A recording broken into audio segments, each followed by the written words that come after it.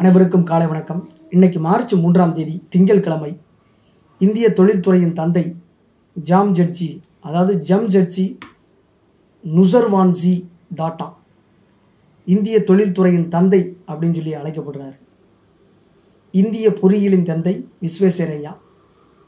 இந்த விஸ்வேஸ்வரய்யா கர்நாடக மாநிலம். ஆனால் இந்திய தொழில்துறையின் தந்தை ஜம்ஷெட்ஜி நுசர்வான்ஜி டாட்டா குஜராத் மாநிலம் நவசாரி என்ற இடத்தில் பிறந்தவர். 1839 பார்சி குடும்பத்தைச் சேர்ந்தவர். இவர்களது குலத்தொழில் புரோகிதம். அதாவது ஐயர்னு சொல்கிறவனா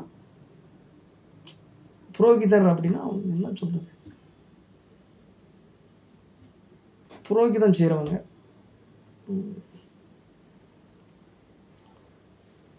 தமிழில் இன்னும் இது புரோகிதம்னா ஆங்கிலம்னா நான்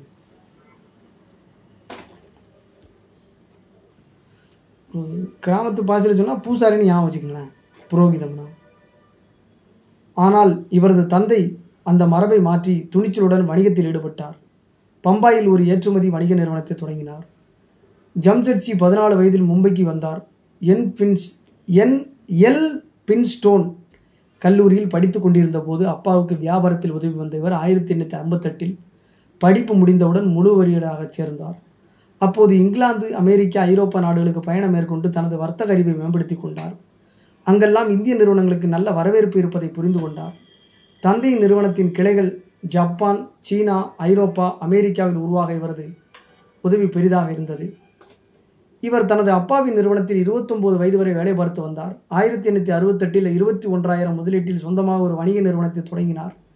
திவாலாகி போன ஒரு எண்ணெய் ஆலையை வாங்கி அதை பருத்தி ஆலையாக மாற்றி அதற்கு அலெக்சாண்டிரா மில்ஸ் என்று பெயரிட்டார். 2 வருடங்களுக்கு கழித்து இந்த ஆலையை நல்ல லாபத்துக்கு விற்றார்.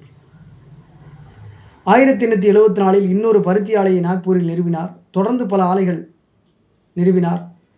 இவரது ஆலைகள் வெற்றிகரமாக செயல்பட தொடங்கியிலிருந்து இவரது ஆலைகளில் தயாரிக்கப்பட்ட துணிகள் இந்தியாவில் பயன்படுத்தப்பட்டன. இரும்பு மற்றும் எஃகு உலகத்தரம் வாய்ந்த கல்வி நிறுவனம், தனித்துவம் வாய்ந்த ஹோட்டல் மற்றும் நீர்மின் நிலையம் ஆகியவற்றை நிறுவ வேண்டும் என்று 4 இலக்குகளை வகுத்துக்கொண்டு அவற்றை எட்டுவதற்கு தன் வாழ்வை அர்ப்பணித்துக் கொண்டார். இரும்பு மற்றும் எஃகு நிறுவனம், உலகத்தரம் வாய்ந்த கல்வி நிறுவனம், தனித்துவம் வாய்ந்த ஹோட்டல் மற்றும் நீர்மின் நிலையம் தனித்துவம் வாய்ந்தது, இதெல்லாம் நிறுவனம் சொல்லி பாடுபட்டார்.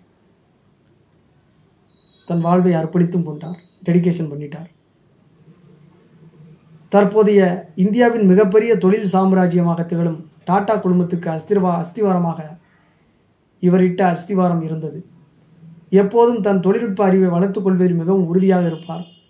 1901 ஜப்பான் மற்றும் அமெரிக்காவுக்கு சென்று இரும்பு, எஃகு சம்பந்தமான தொழில்நுட்பங்களை கற்றார். இந்தியாவின் பெரிய அளவிலான இரும்பு சம்பந்தமான வியாபார பணிகளை தொடங்கினார். இவரது வாழ்நாளில் இவரது ஹோட்டல் கனவு நிஜ வடிவம் பெற்றது. மும்பையில் 1903 தாஜ் ஹோட்டல் தொடங்கப்பட்டது. சுதந்திரம் கிடைக்கிறதுக்கு முன்னாடியே தொடங்கியிருக்கிறாங்க. 1892 ஏழை மாணவர்கள் உயர்கல்வி பயில உதவும் அமைப்பான JN டாட்டா என்டோன்மெண்ட் என்ற அமைப்பை நிறுவினார். 1892 ஏழை மாணவர்கள் உயர்கல்வி பயில உதவும் அமைப்பாக JN டாட்டா என்டோவ்மெண்ட் அறப்பணிகள் நிலையம் என்ற அமைப்பை நிறுவினார். 1898 பெங்களூரில் ஆராய்ச்சி நிறுவனம் தொடங்குவதற்காக தன் நிலத்தை நன்கொடையாக வழங்கினார். இந்திய தொழில்துறையின் பிதாமகர் என்று போற்றப்பட்ட இவர் 1904ஆம் ஆண்டு தன் 65வது வயதில் காலமாகிறார். 1903 தாஜ் ஹோட்டலை கட்டுறாரு. அதுக்கடுத்து 1904 இறந்துடுறாரு.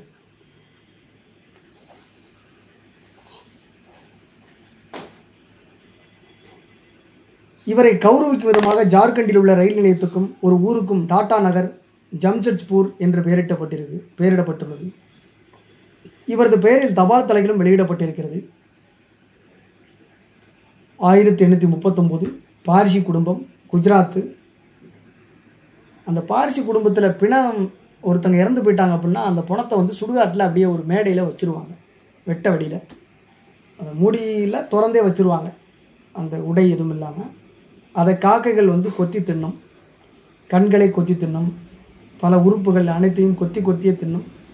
ஒரு கட்டத்தில் நாற்றம் அடிக்கும், கரையான் அரிக்கும், இரும்புகள் கடிக்கும், இருந்து சிதைந்து போகும். அது எவ்வளோ நாளைக்கு வச்சுருப்பாங்க அப்படின்றத பற்றி நீங்கள் ஸ்டடி பண்ணுங்கள். பிணந்தூக்கியின் குறிப்புகள் அப்படின்னு ஒரு நூல் வந்து மாலன் பத்திரிகையாளரால் எழுதப்பட்டிருக்கு. நன்றி, வணக்கம்.